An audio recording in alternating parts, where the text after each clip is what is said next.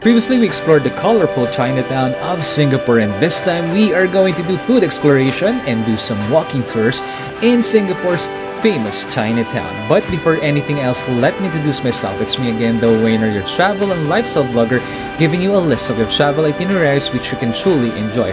Also, don't forget to support this channel by subscribing and hitting the notification bell, and follow my social media accounts and my online travel articles in Manila Bulletin Lifestyle.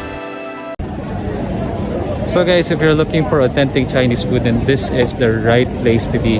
This is Chinatown. Okay, the other side is more, fancy shops, but this one is more of like this is actually People's Park, but it seems to be like more of small stalls or food stalls, fruit stands, and more vibe for local Chinese food and stores, and things that you can actually see on a Chinatown environment. So we're gonna eat here for our dinner, and after that, of course, we're off to go back to our hotel in Orchard Road.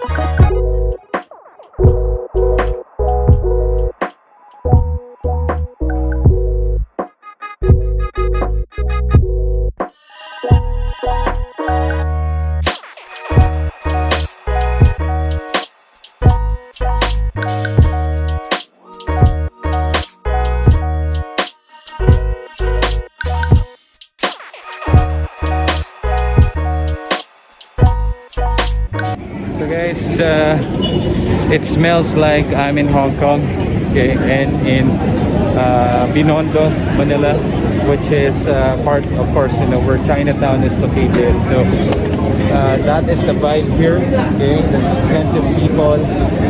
It also looks like a hawker center, okay. But on the other side, we see the hawker center. On the other side, we see the McDonald's.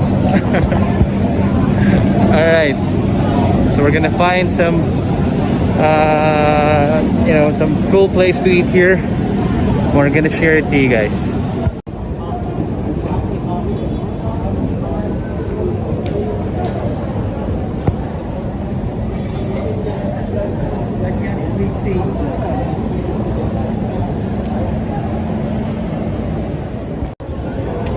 Love sesame.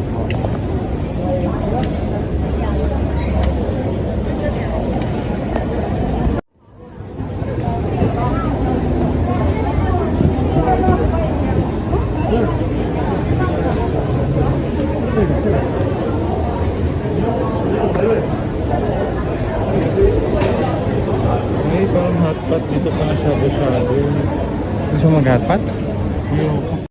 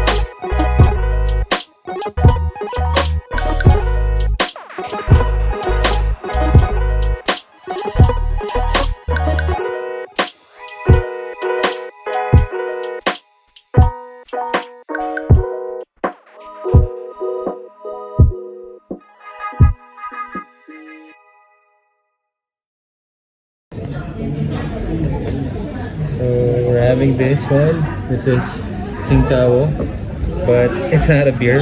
You might be wondering why there's a straw. It's actually, this is an iced tea. Okay, so we're just using this beer mug. Okay.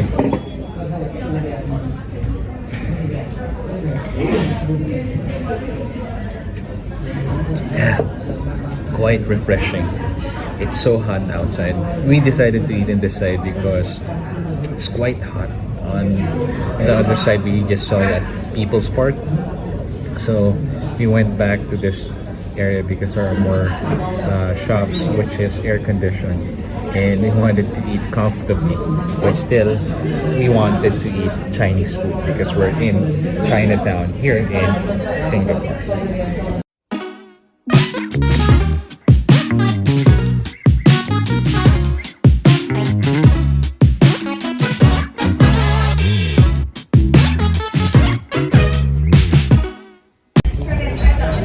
So we're gonna begin our dinner. Okay, so with all of this food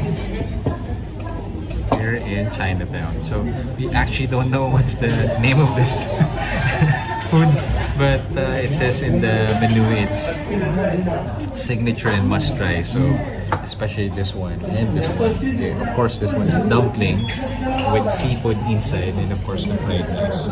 So, and of course this one. This is not a beer, but rather this is, again, iced tea. So we're gonna try and experience the food now.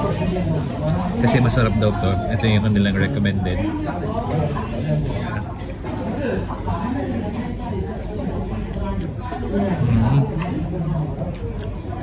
No, it's good.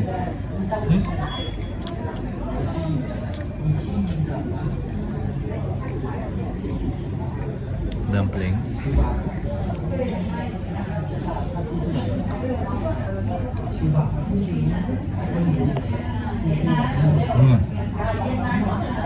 Tastes good as well. Sorry. Okay, you know what guys, I really love the food, you know, especially this one. Okay, and this dumpling.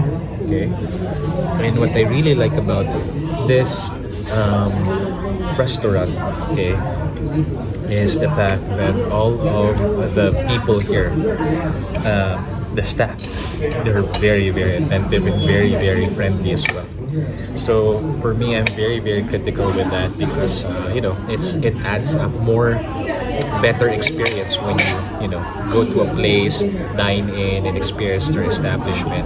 So obviously, you'll really enjoy the food if the staff is serving you very well and very, very friendly. Okay, so this place is actually Fortune Garden, right? So this is Fortune Garden right beside the station of Chinatown MRT here in Singapore. So look for this restaurant, highly recommended.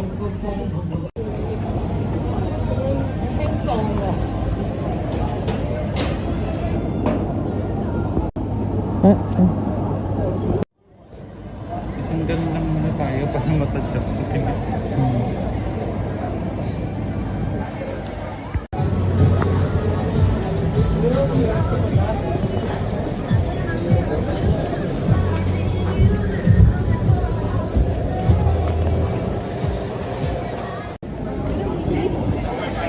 Yung mata kasi nila, itim gilid.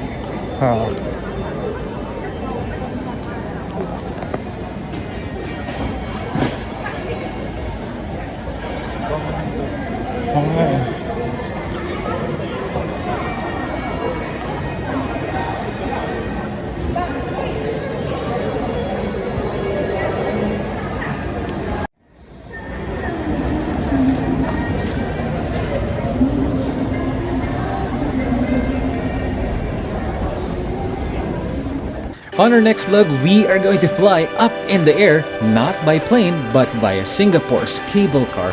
And we will visit the famous tourist spots you can reach via cable car.